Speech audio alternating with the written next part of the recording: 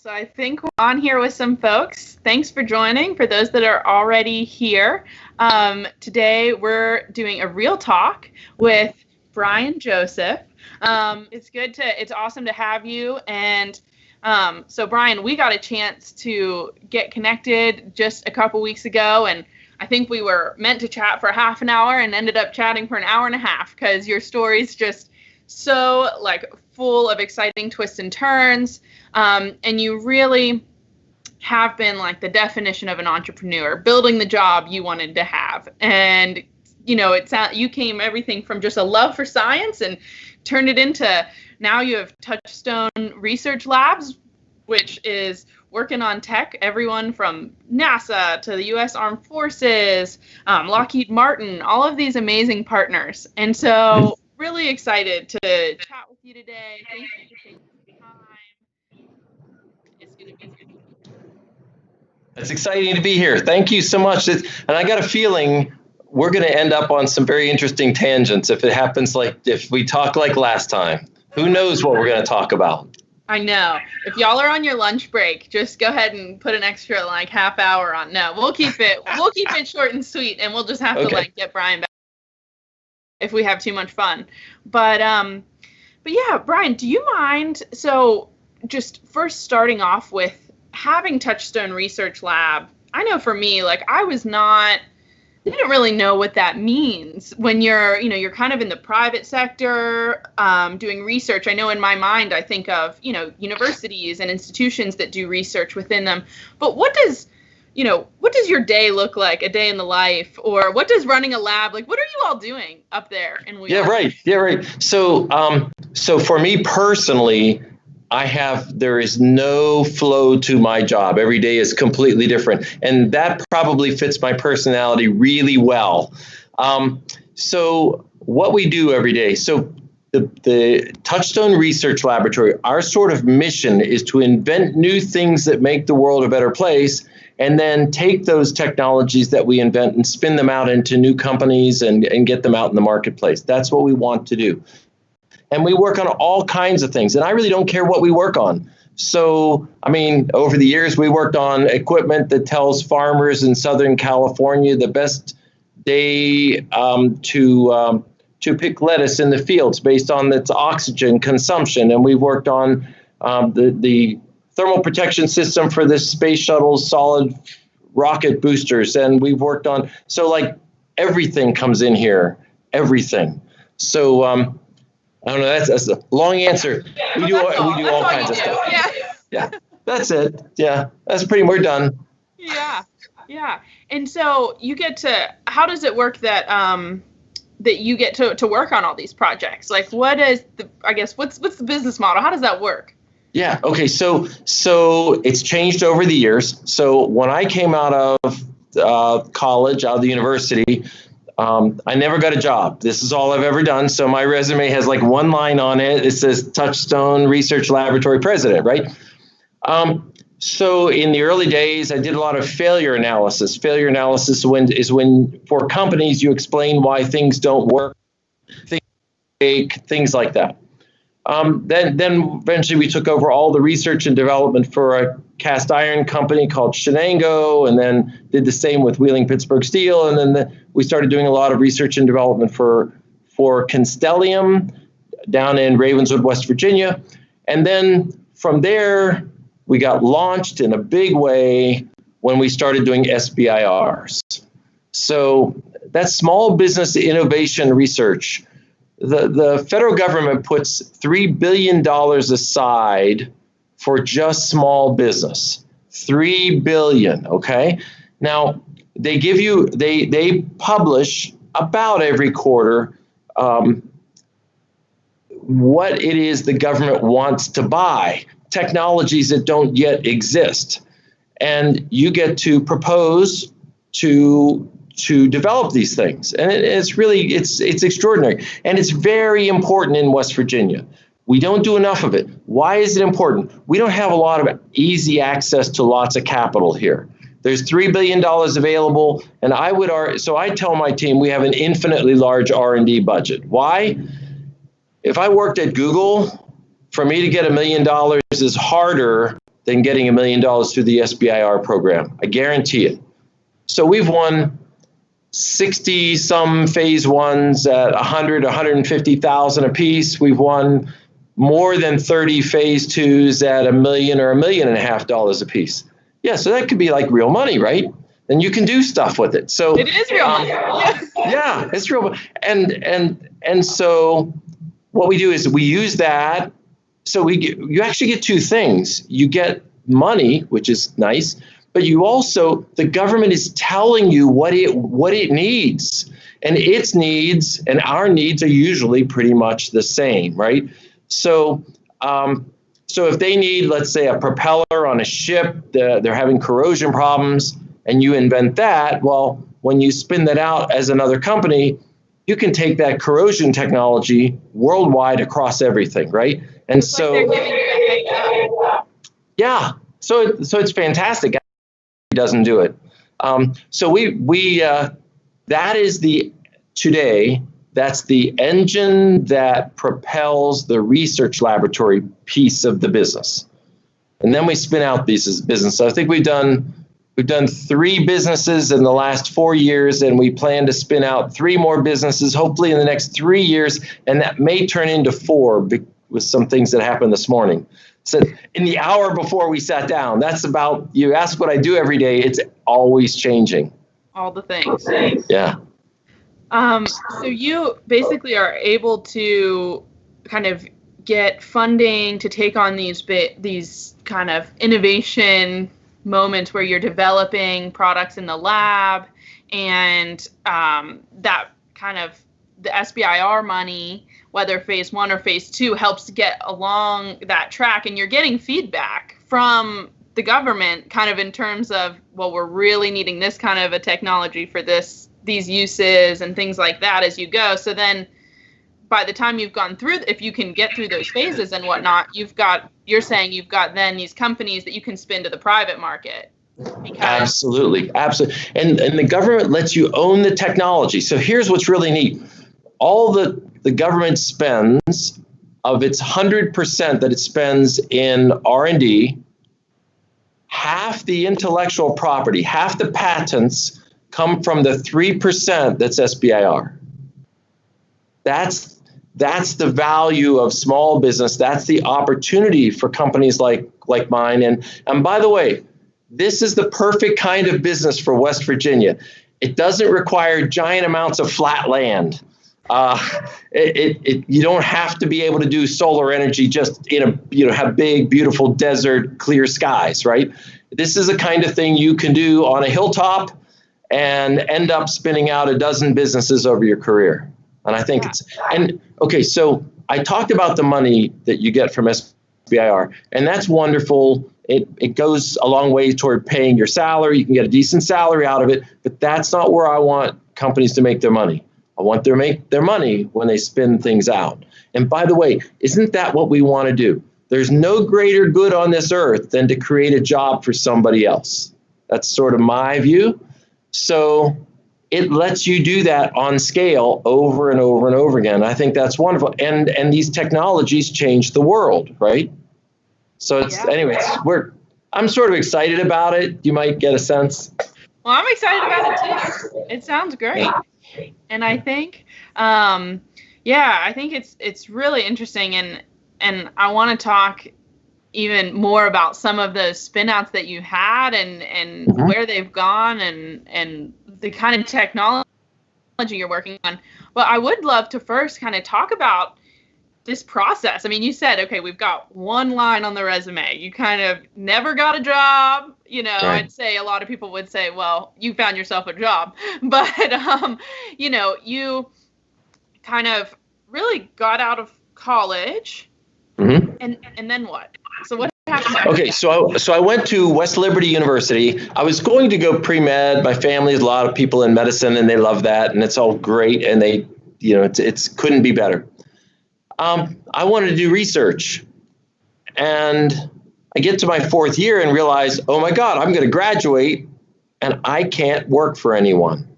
I can't. I don't know. It's not in me to get a job. I don't know why. I never thought about it before, but I couldn't do it. So what do? you go to grad school, right? That's what you do. So I go to grad school for a year at Ohio State. So I went to West Liberty, got a degree in biology and a minor in physics, go into biophysics at Ohio State, and had a good experience. And then found an electron microscope for $100 that was sold as metal scrap.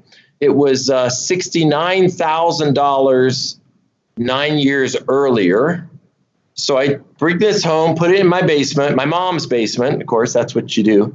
And then rebuilt that electron microscope. It took me a year and a half, started Touchstone Research Laboratory, and was really poor for a long time. So my 7th year of business, I made a salary of $4,000. That's my total salary. So I think you pretty well know I'm still living with mom, right? At that point, that's the other thing you do, right? Wait, we're how many years in? 7. All right. So it took a long time. In the 10th year, I made $20,000, and then it exploded. I'm liking that growth. 4,000 to 20,000. If we can just keep. That's right. I should be a billionaire, right? I'm behind. So anyway, so again, I asked why. What was happening, right? So those first 6-7 years, there's not money coming in the door. You then 4,000, 20,000, explosion. So what was happening there? Like, okay. Oh, you're asking great questions. So initially, I'm buying all used equipment. So here's a trick I want to teach everyone. Every university has a surplus department, and what they get rid of sometimes is junk, and sometimes it's really valuable, but it always goes for very little money. So I spent $250 for my first light microscope, $100 for my first electron microscope. I got my lab benches from my original lab. I got it from a closed high school in Wheeling called Wheeling High School. It was in downtown Wheeling. And actually on Halloween night, after dark, with permission from the owner, I went in and took out all this lab equipment. It was a very eerie evening. Brian, I feel like you're setting yourself up for some sort of horror film there. Yeah. Well, it felt like that. I mean, the building had been closed for a couple of years. So anyway, so I found really inexpensive ways. Now, but I got to tell you, why did I do all that? Because I didn't know what the heck I was doing in my business. So I would argue that the first 10 years, I'm learning the business.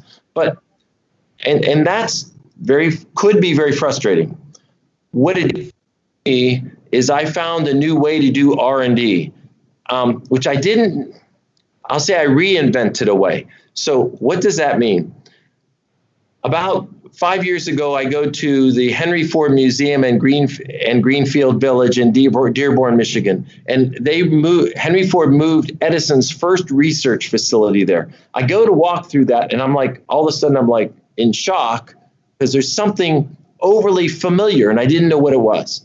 So I said to my wife, I have to come back by myself, and I need to spend time here. So I came back the next time we were in Michigan, and I spent like half a day in the one exhibit, just walking the buildings. I'm sure they thought I was trying to steal stuff, but well, after your high school in the middle of the night on Halloween.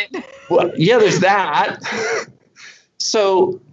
So what I learned was what we've invented here in process is exactly what Edison did. And again, this fits West Virginia really well. There's one common thing between me and Thomas Edison. Neither of us worked at a research laboratory before we started our businesses. That's the one similarity. Okay, so when you come up with solutions from outside the box like that, they're probably going to be similar. And we are extremely similar in that regard. So Edison's approach was get some really smart people from universities that are really well trained, but just a few, and get really high level technicians, people that can do anything. They can weld, they can do wiring, they can run a lathe and a mill and all this stuff, and collect all that and put it in one place. So much of that first 10 years is collecting all this stuff and putting it in one place. And it's also developing this system. And then once you do it, so if you think about how R&D happens, you think an idea and then you have to like do it.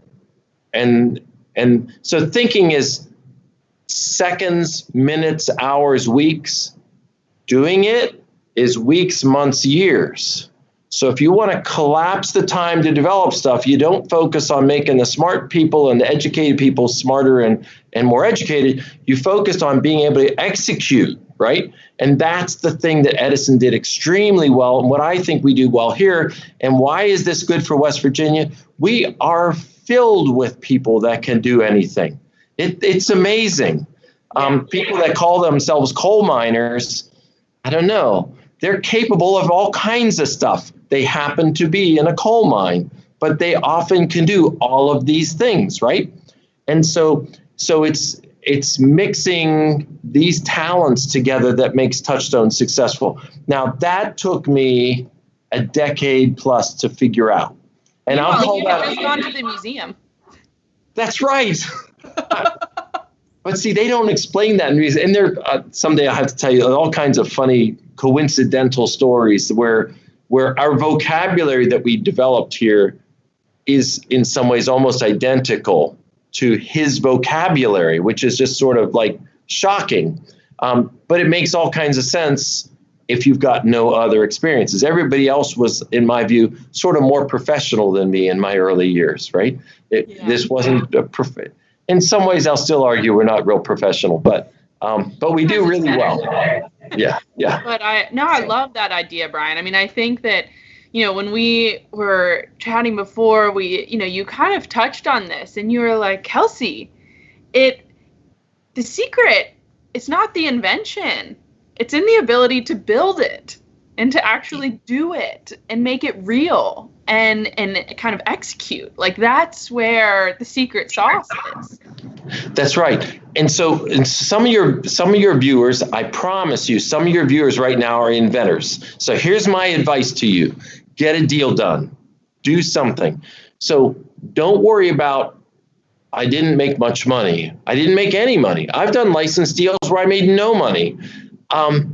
It's all about getting that process down, right? So if you invented something, I believe you'll invent a lot of things. So don't fall in love with that one invention and think, oh, it's the only thing I'll ever do. Say, okay, I have this thing. Let me go get this in the marketplace somehow, whether you just sell the technology, you license the technology, you start a little business. I don't care what it is, but get it done, and then worry about making your money on the second and third and fourth one. That's sort of my general view.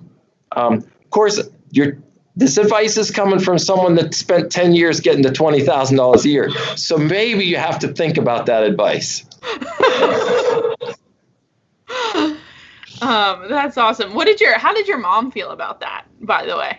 I am the luckiest guy in the world. So I had wonderful, perfect parents in every way. And you hear a lot of people sort of complain about their parents and their upbringing. And I don't think there's anything I would change. I think my mother didn't know that I would necessarily be successful, but she was 100% supportive, and did everything she could do over the years to help me be successful.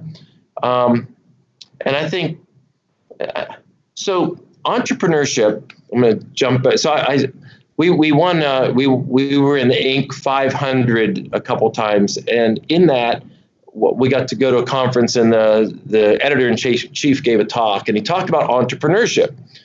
And he says, we don't exactly know when entrepreneurship starts, but we think it's between the first and third grade.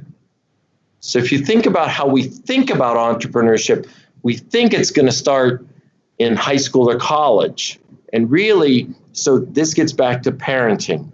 I have a feeling there's some kind of self-reliance that's created early on that gives people that sense that they can take these risks. And I got a feeling it can happen in one of two ways. You can either feel so secure that that you feel like people will support you and you just sort of, that's an assumption, maybe true or false, but that's an assumption that lets you go. And sometimes the opposite is true. Sometimes certain parents don't take real good care, and the kids develop that self-reliance on their own. It's really interesting. So I don't know that I can tell you the exact way parenting happens, but I feel like I was very, very blessed. And I got to tell you something else about West Virginia. So West Virginia, if you can articulate your ideas to people, to newspapers, TV, to politicians, to whatever, it has this way of, I don't know, reaching out and getting its arms around you and helping you. I don't think that's true in Massachusetts. Massachusetts has its own advantages, and it's got a lot. And California has, but it doesn't have this particular thing. And I think people here help you in ways that are pretty amazing. And I probably could tell you 50 stories where people just went out of their way to help me for no apparent reason. And you feel when you get to where I am right now, like I'd like to go back and thank all those people. I don't know how you do it. I don't know how you find them all. And many of them have passed on, right? But I think that's part of our culture. And I don't think people know that. It's a little bit frustrating sometimes for me. Yeah, no, absolutely. And I couldn't agree more. I think a lot of where it does feel different. I mean, your words of, it just kind of feels like everyone comes around and wraps their arms around you and says, all right, you have this idea. I guess we're all in it together. We're all doing this idea. You kind of can get this support, whether it is inside your family or it's coming from that larger community. And, it Sure. reminds me, you and I were chatting a bit about Malcolm Gladwell's David and Goliath. And, he has that interview where he's talking about entrepreneurs and how, the David and Goliath argument. And there's a lot of nuance there. I'm not going to even pretend to be able to capture it here. Uh-huh. Yeah. But he definitely brings up, this just finding, and he even actually references West Virginia's John Chambers in how, there can be desirable difficulties that then create, as you were saying, sometimes having to be very self-reliant or find workarounds or, and being put in those situations can actually create really strong, resilient minds and really resourceful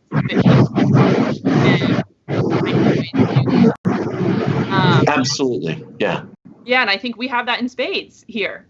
Yeah. So the thing Malcolm Gladwell talks a lot about is things we think are disadvantages that make you the underdog are often really powerful advantages that everybody else doesn't see. Mm-hmm. And I think coming from West Virginia, I think many of us can have those opportunities. And so I'll show you something. Okay. So this is made from coal. There's nothing added. That's just coal. All we did was heat it under pressure, and you get this. And I'll show you how strong it is. You can probably hear this. Can you hear that? Yeah. That's strong, right? Your ears know that. We ought to talk about why your ears know that, but they do. So, and by the way, I had a group of second graders in here, and I said to the teachers and parents, I said, watch this. And I asked them if this is stiff or soft, and I went through, and they knew it all because they have the world experience. So that's a foam we make from coal, right? So that's foam. That's a foam. Yeah, it's 85% air. You could set a car on 1 square inch and it won't crush. You can hold an oxyacetylene welding torch at 300 or 3,000 degrees Celsius, over 5,000 degrees Fahrenheit, and it won't catch fire. And it's got, so that was one of our inventions. Started with an SBIR, phase 1, phase 2. We ended up, I think, total of $60 million in various and sundry things. And we spun that out as a separate company. It went public on the Australian Stock Exchange. And so currently I don't run that business anymore. I'm happy about that because, to me, success is getting the technologies to market and getting them out of the laboratory. So I'm very happy when things leave. So even though I still love the technology, but to me, I want to express this as you couldn't have done that in most states because they didn't have this kind of coal and people around that know this kind of stuff.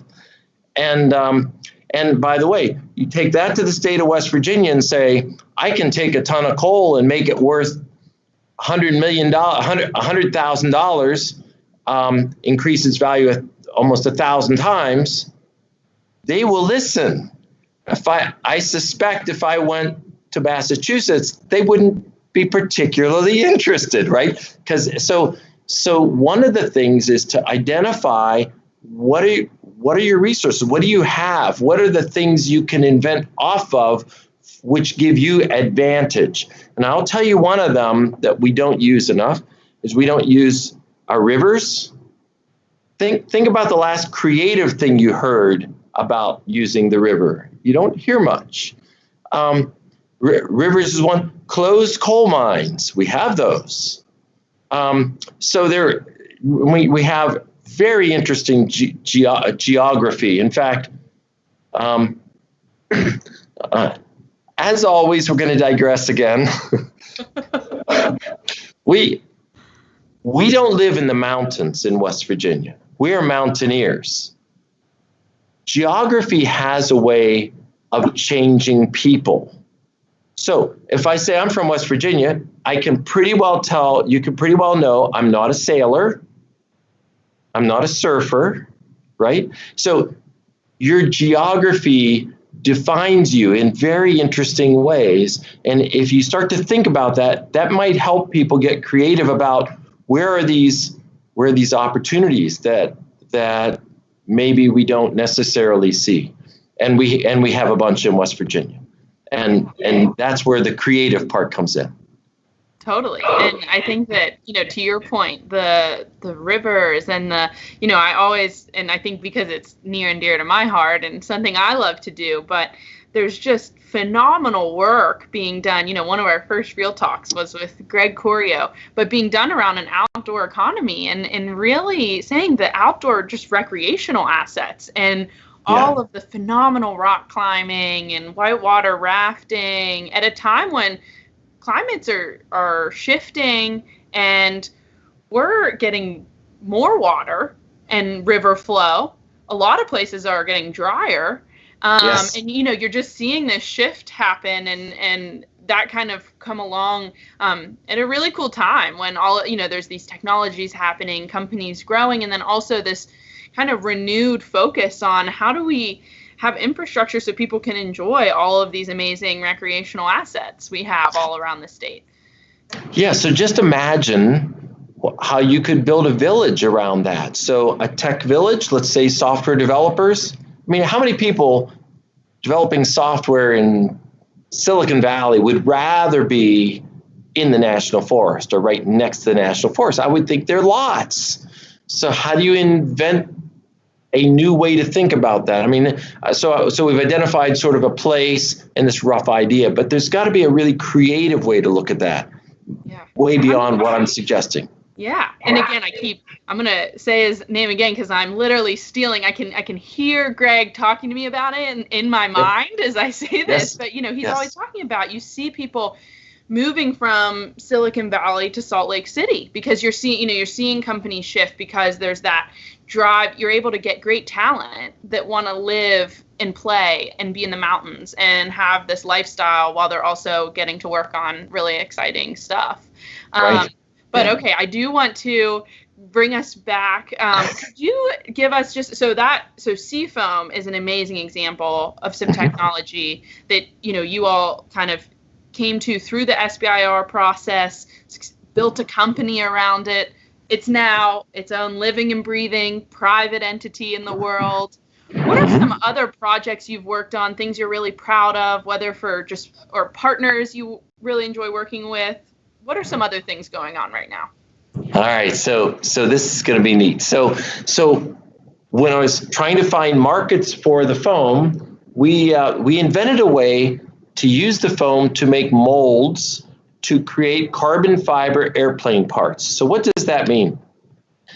Carbon fiber is a lot like a fabric. It's flexible, it'll take whatever shape. But if I want to make this into an airplane, how do I do it? Well, I need to do it in a mold. I'm going to take this carbon fiber, I'm going to put some epoxy with it, I'm going to put it in some kind of mold to shape it, then I'm going to heat it up or put it in an autoclave, which puts pressure in, squeezes out the air bubbles and things, basically what that does.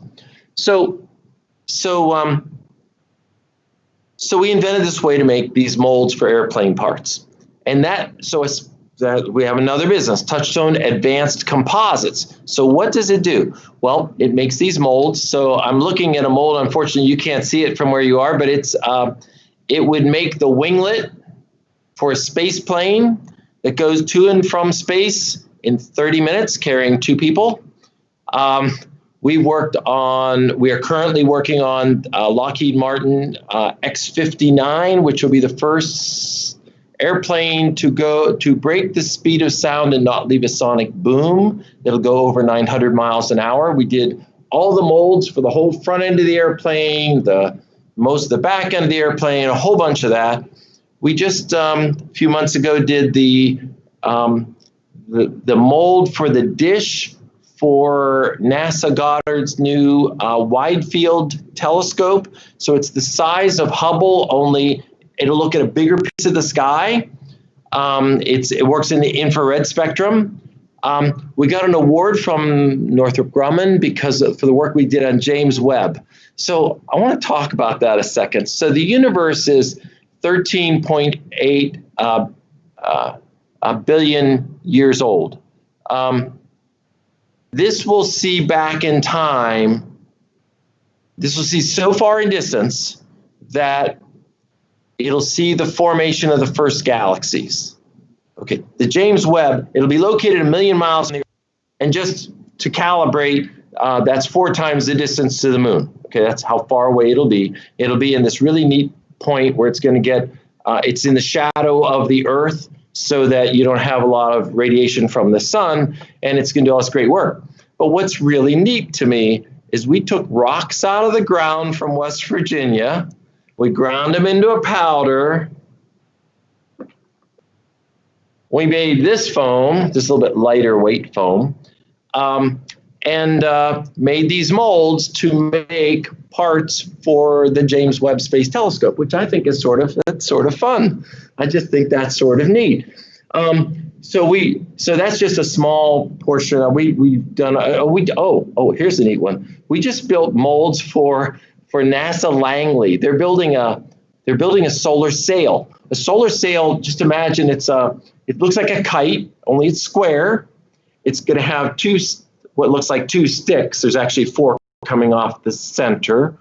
And you have this plastic with mylar with aluminum, very thin aluminum coating, so it's like reflective. When that goes into space, it's going to take the light from the sun, bounce it off there, and that's the propulsion. So it has no propellant. Okay, just a little bit of light from the sun. It'll go 240,000 miles an hour. Yeah. Where's it going to go?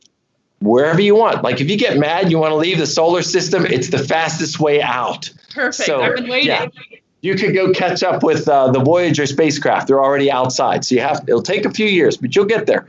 So solar sails is much of the future. And we did all the molds here, all on seafoam for NASA Langley. We just finished an SBIR phase 1 with basically the same group developing a self-heated method, because if I can make this mold heat itself, I can make really gigantic things, right? So I don't have to go into an oven. The ones we made would have to go into an oven. That's the way almost all composites are done. So that's just some of what we do. So that business has about 36 people in it now, I think. It's been growing really fast. It's been growing about 20% a year for the last 5 years. This year, a little bit less because of COVID. Everything the aerospace industry has been hit pretty hard, but even with that, we'll be ahead of last year, which is Don't tell anyone here because I'm not let them use that as an excuse, okay? But I think it's pretty amazing that they're doing that. It is. So that's Touchstone Advanced Composites, Touchstone Testing Laboratory. So I spun that off separate 3.5 years ago. Next, a joint venture with another West Virginia company. It's an amazing company called Standard Laboratories. Standard has 35 coal testing labs across the country, and they wanted to diversify, and I didn't have time to run that business and like everything else we do. So we spun off after you do all this R&D for this many years, you have tens of millions of dollars of lab equipment, right, that you don't use very often. So that's why we get this idea to build a separate business. So we spun that business out 3.5 years ago. It has grown almost 1,000%. Now that's been growing crazy fast. We built another laboratory in West Virginia down in Millwood, which is right next to Ravenswood. It had 17 people in it. Right now it's a little bit less because we mostly work with Constellium, and we do a lot of their testing of their aerospace products. And of course, commercial aerospace is really struggling and will struggle till COVID ends. So that's another business. It's doing really well. We have 3 locations. We have another location in Eastern Ohio in near Steubenville, which does a lot of work with JSW Steel. And we project that we'll have a bunch more of those labs. So that's a third business that we're growing. And then we have 3 more to spin out and maybe 4 coming yet.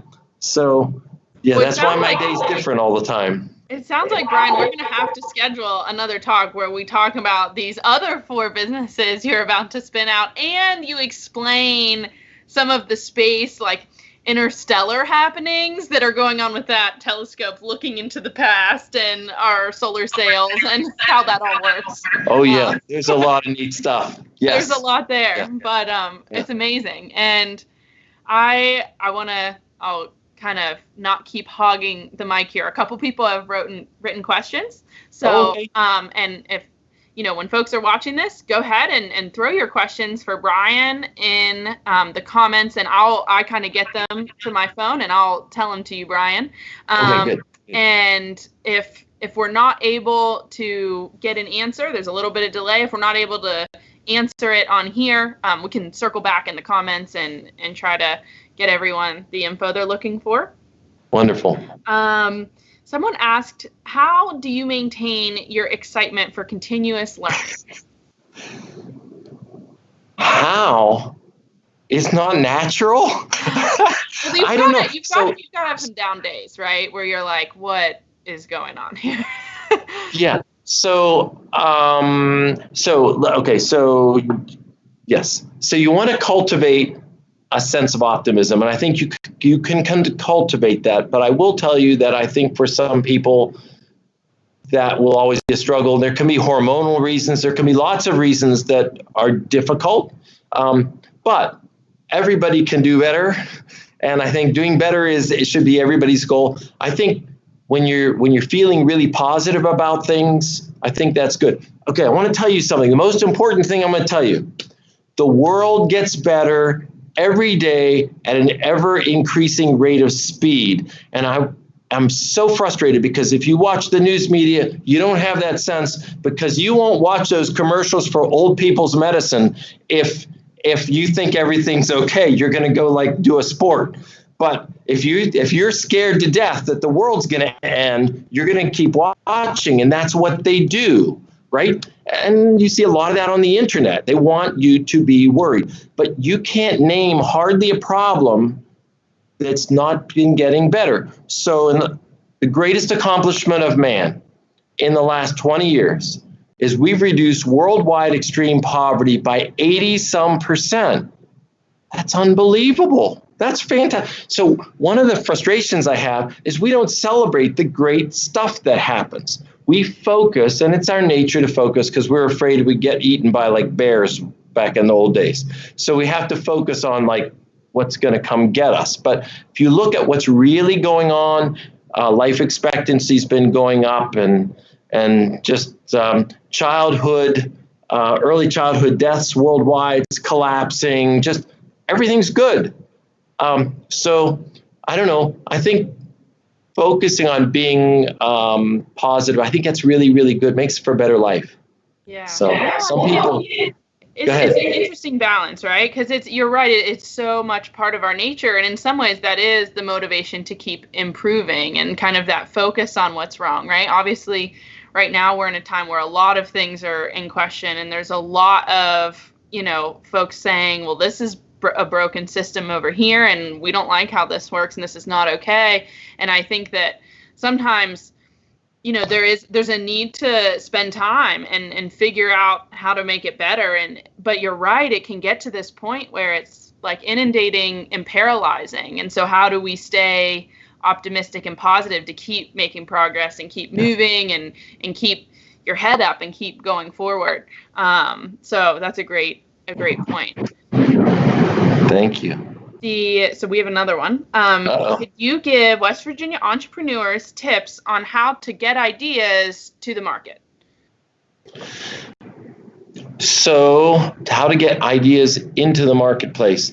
Okay, so read everything. Watch videos, go to YouTube, watch stuff that you don't care about. Okay, because to get to the market, the best way is you need to identify. So whatever your idea is, you need to figure out what market you're going to go after and all that. And so the breadth, so your creativity is limited by the breadth of your experiences, right? So you want to have as many broad experiences, and the fastest way to do that is podcasts, reading. It's not in your area, specifically not in your area, because that's what makes you different, right? When I started Touchstone, we didn't hire all the people to be the same. We hired them all to be significantly different than each other. So my innovations that have happened here in microbiology didn't come from my microbiologist, they came from my ceramic engineer, right? That is sort of normal. That's number one. Number two, once you figure that out, PR is everything.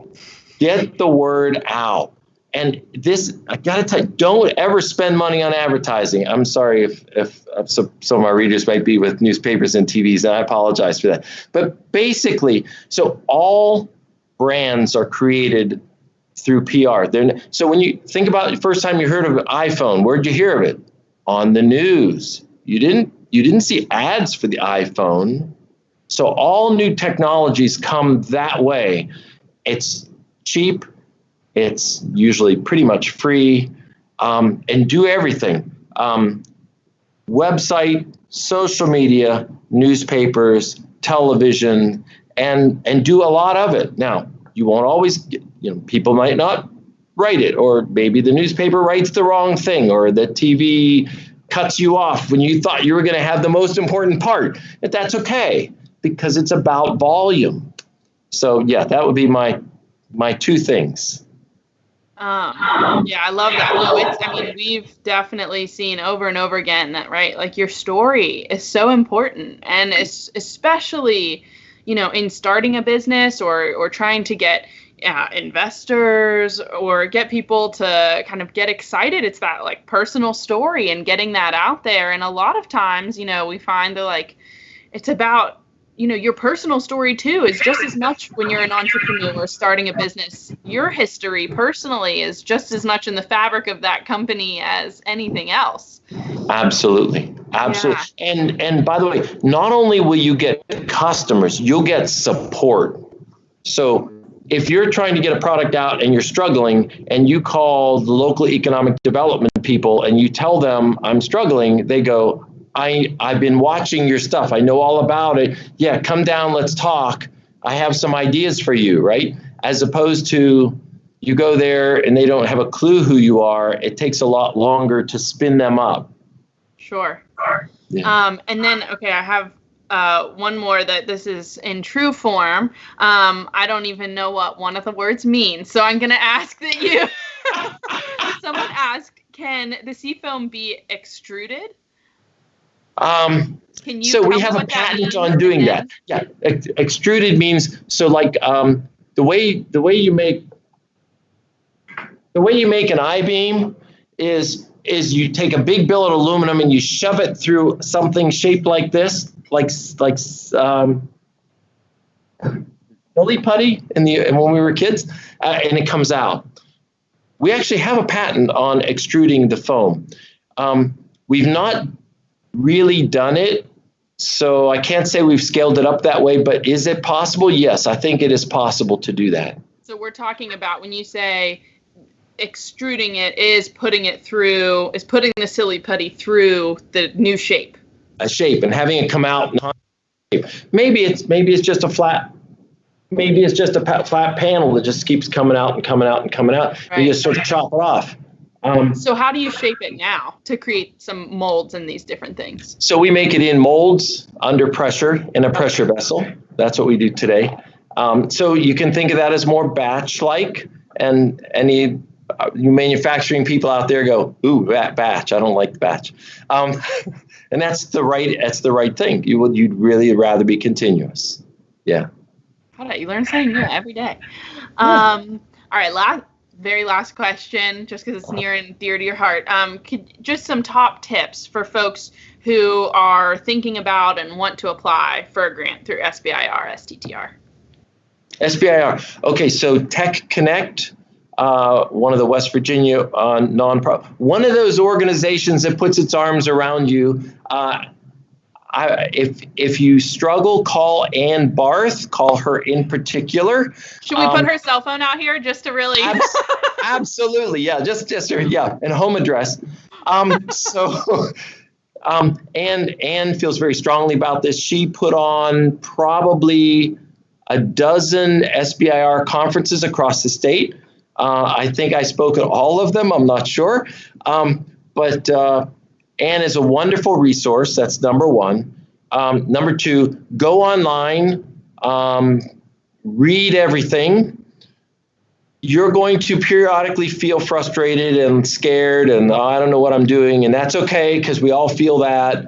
I guess my overall advice, it's like everything, get one done. Get one done and lose. I'm good. And don't fall in love with it. Okay, so if you've got this great idea, in 5 years, I don't want to be at a party where you come in and say, well, I proposed once and I thought it was great, but they said I did this and they, no, you just didn't sell yet. Okay, so if you've got an idea of a new thing, do lots of SBIRs. Okay, and don't expect, so the national win rate is about 1 out of 8. But think about this, 1 out of 8, they're 20 pages long. So every 160 pages you write, you're going to get $100,000 to $150,000. You wrote more than that in college, and they didn't give you anything, right? And by the way, the second time you write, you don't write all 20 pages because all the bios are going to be the same. The about my company is going to be the same. So you're probably really writing 15 pages, 14 pages, right? And by the way, you get 150,000 plus a 50-50 chance at $1 million. So that's like real money. So the other thing you could do, find someone who's done it before, team with them. Teaming is a good way to get started. But I think at the end of the day, and by the way, there's another thing called STTR, and that's for working with universities. And that's another really great thing because those professors are used to writing lots of proposals. So maybe start on the STTR side. There's not as much money in STTRs, but that's fine. It's about getting the process going, right? To me, I would love it in 10 years if there was 15 of these companies like Touchstone out there in West Virginia. It would change the face of West Virginia. I guarantee it. I love that. All right. Well, that is exactly where we're going to leave it today. And that was some awesome tips for people to think about, especially now as, funding streams are different, getting tighter. COVID has just shifted a lot around. And so, again, the fact that those SBIRs and STTRs are kind of still there and very focused is a great resource. So thank you so much for a very fun conversation. As promised, we went well over time. I need to let you go so that you can get back to one of your many projects. But just thanks so much, Brian.